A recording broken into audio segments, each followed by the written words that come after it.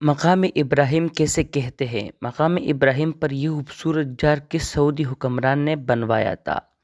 کیا اب یہ دکھانے والا مقام ابراہیم تاریخ میں ایسا ہی تھا؟ مقام ابراہیم پر موجودہ پتھر کی کیا اہمیت ہے اور یہ پتھر کہاں سے آیا تھا؟ اور اس پتھر میں حضرت ابراہیم علیہ السلام کے پاؤں کے نشانات کیسے بنے؟ اس مقام کو کیوں فضیلت حاصل ہے؟ یہی ہماری آج کی ویڈیو کا موضوع ہوگا، اور آج ہم آپ کو مقام ابراہیم کے بارے میں ایمان افروز معلومات فراہم کریں گے۔ ناظرین، مکہ مکرمہ کے مسجد حرام کے صحن میں واقع اس جگہ کو مقام ابراہیم سے موصول کیا جاتا ہے۔ فرزندان توحید کے لیے مقام ابراہیم اجنبی مقام نہیں، مگر اس کے بارے میں بہت کم لوگ جانتے ہیں۔ مسجد حرم میں ایک سنہری کرسٹل شکل کا ایک قدی عدم جار ہے، جس میں ایک پتھر پر گارے کے اندر پیروں کے دو نشانات کندے ہیں۔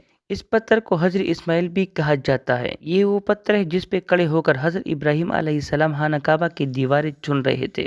اس کی ضرورت اس وقت پڑی تھی جب دیواریں اونچی ہو گئی تھی اور پتھر پر پتھر رکھتے چلے جانا حضرت ابراہیم علیہ السلام کے بس سے باہر ہو گیا تھا۔ مجبوراً وہ پتھر پر کھڑے ہو کر چنائی کا کام کرنے لگے تھے۔ مقام ابراہیم کو حجر ابراہیم سے تعبیر کرنے والوں میں ابن عباس رضی اللہ تعالیٰ عنہ، جابر بن عبداللہ رضی اللہ تعالیٰ عنہ اور قتادہ رضی اللہ تعالیٰ عنہ شامل ہے۔ حضرت ابراہیم علیہ السلام کے قدموں کے نشانات پر پیتل کا ہول چڑھا دیا گیا ہے۔ مقام ابراہیم زمین سے تھوڑا اونچا لکڑی کے گنبد پر مشتمل تھا۔ یہ گنبد 4 ستونوں پر کھڑا تھا۔ اس گنبد کے اندر وہ پتھر موجود تھا جس میں پاؤں کے نشانات ہیں۔ ان 4 ستونوں کے ساتھ 4 آہنی دریچے بنائے گئے تھے جس سم سے مقام ابراہیم میں داخل ہونے کا راستہ ہے۔ اس میں سنہری اور منقش نشانات تھے۔ وہی 4 ستونوں کے درمیان مسلح صحابات تھا۔ 2 ستونوں پر گنبد تھا۔ ان کے اطراف میں گنبد کے اندر سونے کے پانی سے آیات اور مقدس عبارات منقش تھی۔ مقام ابراہیم کے کمرے کا رقبہ 18 مربع میٹر تھا، جبکہ مقام ابراہیم 1.5 میٹر سے زیادہ نہیں تھا۔ ناظرین، 18 رجب سال 1387 ہجری کو مقام ابراہیم کو اعلیٰ درجے کے کرسٹل کے شوکیس میں رکھنے کی تقریب منعقد کی گئی، جس کی بدولت حرم شریف میں تقریباً 5 مربع میٹر کا رقبہ خالی ہو گیا۔ مقام ابراہیم کے گنبد کو کئی بار مرمتی عمل سے گزارا گیا۔ آخری بار مقام ابراہیم کی مرمت اور تعزین سال 1387 ہجری میں کی گئی۔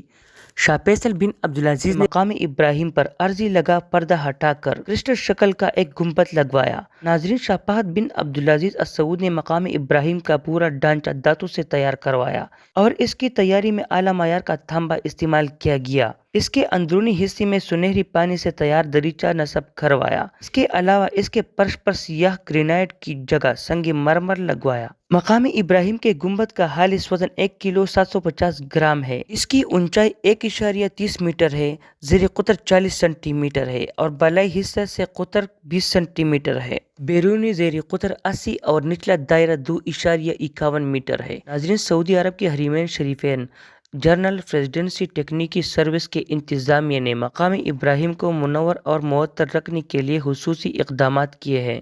حجر اسماعیل پر ایک فانوس نصب کرنے کے ساتھ اس کا بیرونی ڈھانچہ دھاتی موادوں سے تیار کیا گیا ہے۔ ناظرین، قرآن مجید فرقان حمید میں اللہ رب العزت نے ارشاد فرمایا، اور یاد کرو اس وقت کو جب ہم نے خانہ کعبہ کو لوگوں کے لیے ایک مقام رجوع اور مقام امن مقرر کیا، اور مقام ابراہیم کو جائے نماز بنا لو۔ بعض لوگ کہتے ہیں کہ مقام ابراہیم سے مراد پورا حرم ہے۔ کچھ کا کہنا ہے کہ حج کے تمام مقامات سے مقام ابراہیم مقصود ہے۔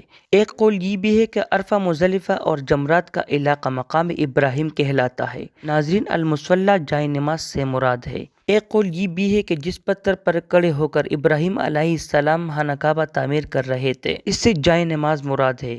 اگر مقام ابراہیم سے پتھر مقصود ہو تو یہ بات ناقابل فہم ہے، کیونکہ پتھر پر نماز ادا نہیں کی جا سکتی، اس کے عقب میں نماز ادا کی جا سکتی ہے۔ عقلاً اور شرعاً یہ بات سمجھ میں آتی ہے کہ وہ جگہ جہاں پتھر رکھا ہوا ہو وہی پتھر کی وجہ سے مقام ابراہیم کہلائے۔ یہ وہ جگہ ہے جہاں نماز ادا کی جا سکتی ہے۔ کہتے ہیں کہ مقام ابراہیم سے پوری مسجد حرام مراد ہے۔ بعض لوگ مقام ابراہیم پوری حرم ہی کو کہتے ہیں۔ ایک قول یہ بھی ہے کہ تمام حج مقامات مینا، مزدلفہ اور عرفہ مقام ابراہیم ہے۔ ایک قول یہ بھی ہے کہ وہ پتھر جس پر کھڑے ہو کر حضرت ابراہیم علیہ السلام خانہ کعبہ تعمیر کر رہے تھے، یہ مقام ابراہیم کہلاتا ہے۔